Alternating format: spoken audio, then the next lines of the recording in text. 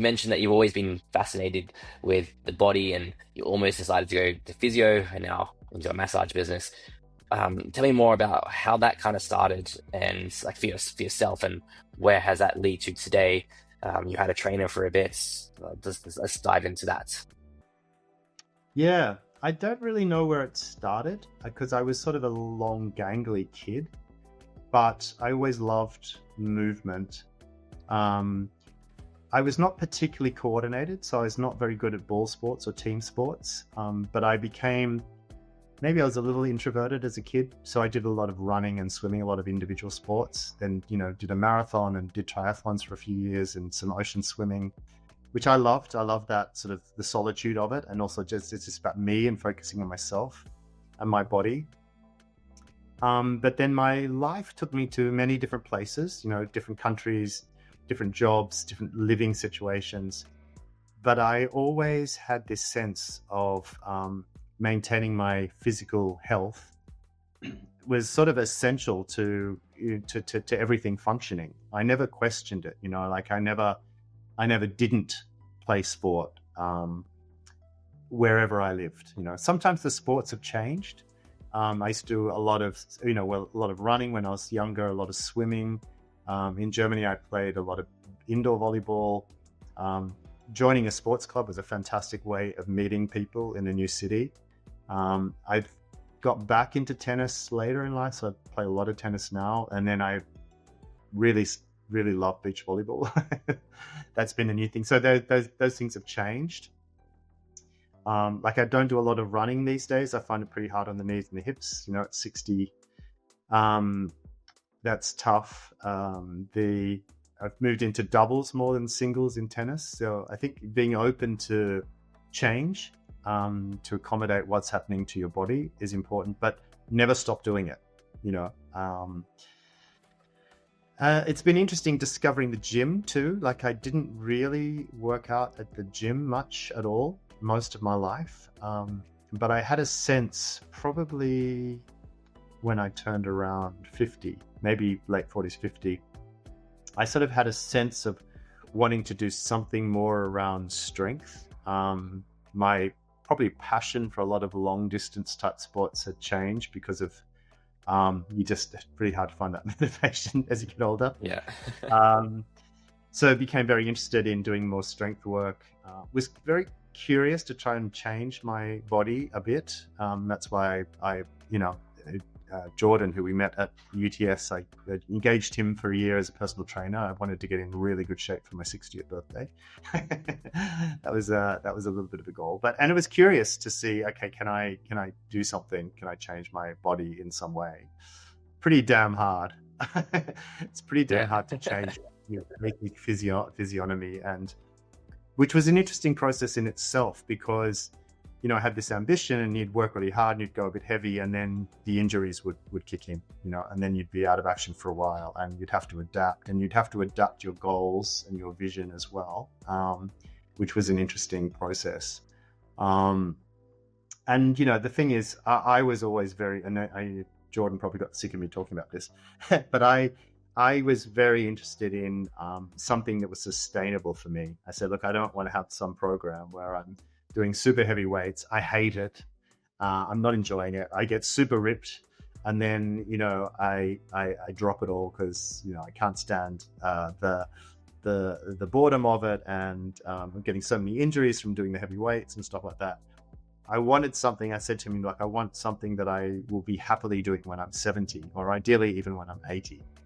Some form of movement and exercise. So it was all about sustainability for me. How can I do something and develop something that I will be able to keep doing in the future? So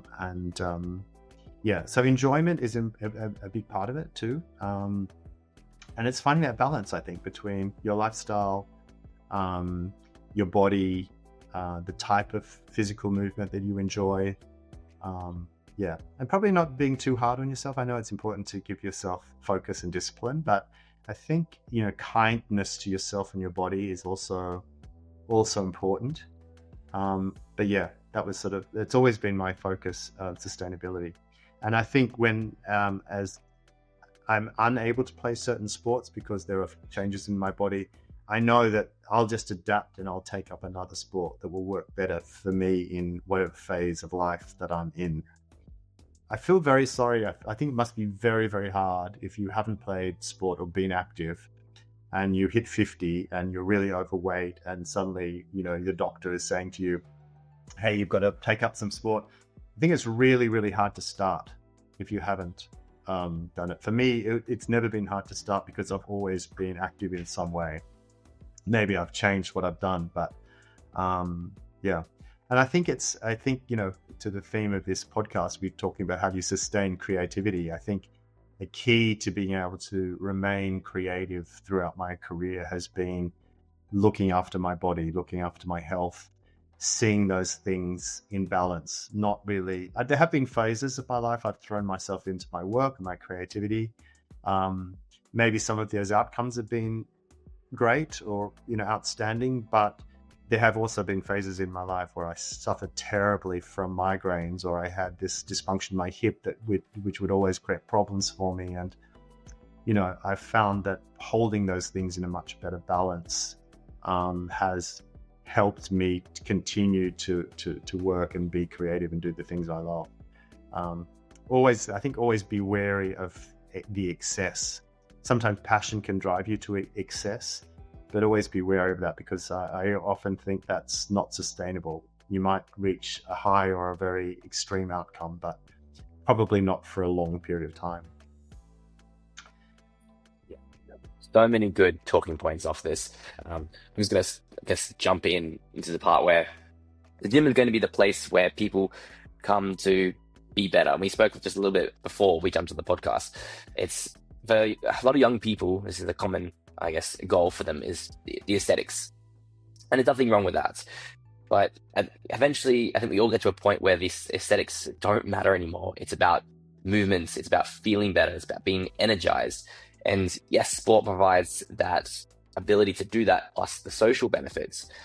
But sometimes the sport can be a higher barrier for entry, especially if you're someone who's never played sport before, you are someone who have movement limitations, or you're overweight, or just don't have that fire within you to put myself out of that comfort zone into a more challenging sport.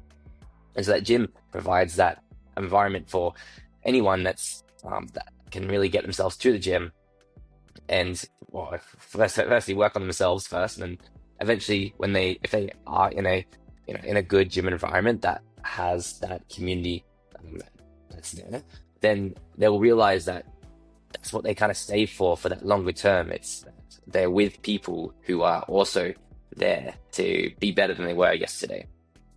And I think that's a really beautiful thing to see that happen. And not every gym is going to be like this. And if the community or social aspect is not for you, then that's completely fine. But you're still going there because you love going to this particular gym. You love using this very similar equipment and still being better. So that's a common thing between every single person that goes there. And sometimes it takes a while for you to realize that, because you haven't seen any progress yet. But when you do, then that's what keeps that fire going to keep going. And the sustainability aspect is huge as well. You got to have something that is sustainable, and goals and values change over time.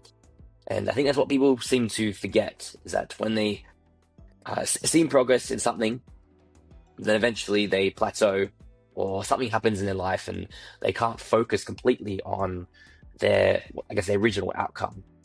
It's how do you adapt? How do you do something that still provides sustainability rather than completely just dropping off, and then suddenly it's 2 years down the track and you haven't hit the gym, or maybe once and just that was it. Yeah, coming back to what we're talking about, we talk about creativity, but where we said, just do something, just take that step. And I think with movement as well, it's a little bit like that point we made about finding your passion. Find the type of movement that you enjoy. I think for a lot of people it's tough because you think, oh, I've never been to the gym. I hate the gym. I'm going to have to go to the gym and I'm going to have to work up with weights. That works for some people, not for others. Maybe the first step is just like going for a walk every day, and enjoying that and then building on that and exploring and finding something else that you do. I remember hearing an interview with the guy who trained, I think, Tobey Maguire for one of the Spider-Man movies. He was a PT and he had to get him, ripped for the movie. And he said, yeah, Toby just really hated going to the gym, so he had to develop an exercise program that used a lot of basketball because you like playing basketball. Right, yeah. So finding those sorts of strategies that work for you, but the point being, just do something. Just don't, if it's all too hard and you give up on it, that's not going to work out, like just do something. And if you're not feeling motivated, even if it's just like, I'm going to take the steps instead of the elevator, just making those decisions to just keep at it, just to make those active choices and then build on that, and ultimately, it's got to be fun. I mean, to just do it for the aesthetics of it, to look good on your Instagram profile or, to look good at the beach, or to build a body that you can't sustain as you grow older. I don't know. They're such short-term goals, aren't they? I just, that doesn't feel very sustainable to me because, you'll get there, and it'll work for a while, but, after a while you're probably bored with it and, stop doing it. Yep. Yeah, I think it gives you direction for sure. But then what happens once you get there? If you've achieved your, I guess, desired results, what next? You can't just, I guess, drop off the gym and be like, well, I'm at the perfect stage now, and I don't need to focus on myself completely. That's where you have, I guess, a new target, or at least like a maintenance phase where you are doing something slightly different to your particular exercise program. And maybe that is, okay, maybe I'm going to take up that sport once a week just to help with my cardiovascular fitness and routine. Maybe it is going into that conditioning class, HIIT class, or whatever it is, or just try hitting maybe muscles in a different way that you've never done before.